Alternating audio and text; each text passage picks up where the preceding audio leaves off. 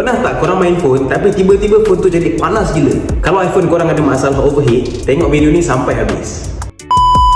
iPhone baru beli 2-3 bulan dah masalah overheat, dah panas kan? Bila kita main TikTok ke, Instagram ke, main game, tengok movie, tengok YouTube, phone dah jadi panas.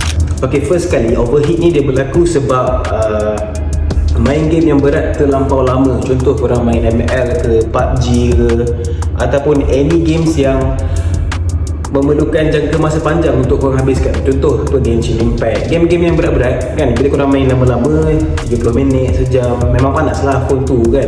Okay, next sebab cuaca. Malaysia ni bro, of course lah, Malaysia panas gila kot. Selalunya phone terdedah dekat cahaya matahari terlampau banyak. Contoh waktu korang tengah driving kan, bila tengok Waze ataupun tengok map, korang letak phone dekat atas dashboard dan cahaya matahari daripada depan tu kena kat korang punya phone tu, itu jadi panas tu. Baik, yang ketiga, sebab korang guna casing yang terlampau tebal.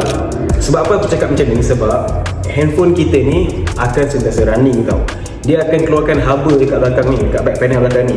So bila kita pakai casing yang tebal, haba tu dia terperangkap dekat belakang ni, itu yang sebabkan phone korang jadi overheat.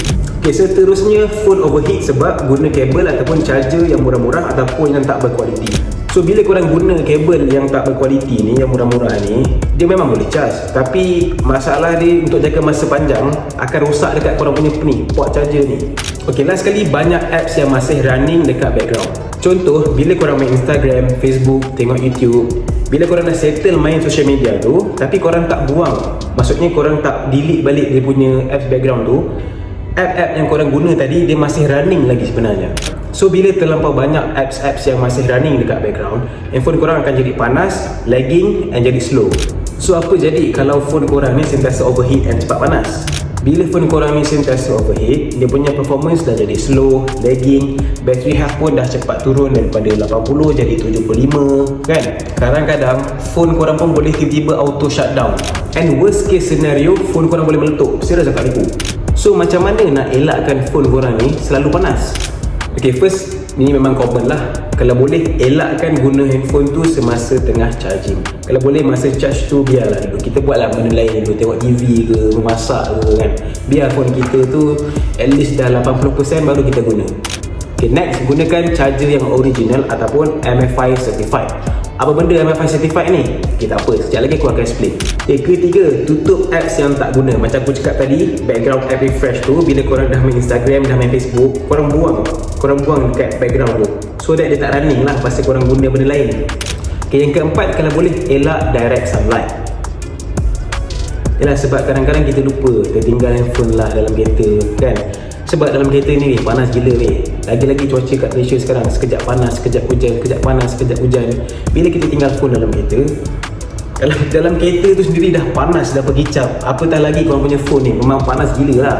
Okay, last sekali aku rasa benda ni memang dah ramai dah buat. Kalau phone korang ni terlampau panas sangat, bila main game, phone jadi panas kan, dah macam pegang iron, korang letaklah dalam peti air sekejap ke, tak pun letak depan kipas, sementara nak tunggu dia cool down. Nah, lepas tu dah boleh lah pakai balik kan, letak sekejap je, tak payah lama-lama kan, sekejap beku pula pun korang kan. Okay, ingat tak yang aku cakap tadi, guna kabel yang ada MFI certified. Okay, so sebenarnya MFI ni maksud dia made for iPhone. So MFI ni adalah satu sijil rasmi daripada Apple untuk pastikan aksesori third party compatible dengan iPhone yang korang pakai. Okay, contoh produk-produk yang ada MFI certified ni, Ugreen, Anchor dengan Best Years. Okay, bila produk tu dia ada MFI certified, maknanya dia ikut standard Apple, and dia tak akan rosakkan bateri, dia akan kurang risiko overheat and boleh tahan lama. Okay, so pastikan kalau korang nak beli kabel ataupun charger yang bukan daripada Apple sendiri, korang boleh consider untuk beli kat 3 brand yang aku cakap tadi. Jenama-jenama ni berlambat lah, dekat Shopee ada, dekat TikTok Shop ada, so korang boleh cari, harga pun jauh lebih murah and berkualiti. Okay, so kesimpulannya, jagalah phone korang baik-baik. Yelah, beli iPhone ni bukannya murah, bukannya RM23 kan, of course lah kita nak pakai lama. Kalau phone korang bateri dah cepat habis, performance pun dah slow, dah lama kan, maybe it's time for you untuk upgrade phone baru lah. Dekat Lazard kita ada iPhone XR sampailah iPhone 16. Korang nak bayar cash boleh, nak buat ansuran boleh, and kita juga ada buka COD sekitar KL dan Selangor. Yang jauh-jauh jangan risau, macam Sabah Sarawak ke, Kedah, Kelantan.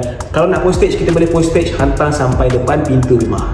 Okey, macam biasa, kalau korang rasa video ni bermanfaat, jangan lupa tekan like, share and subscribe. Okey, jumpa korang dekat next video.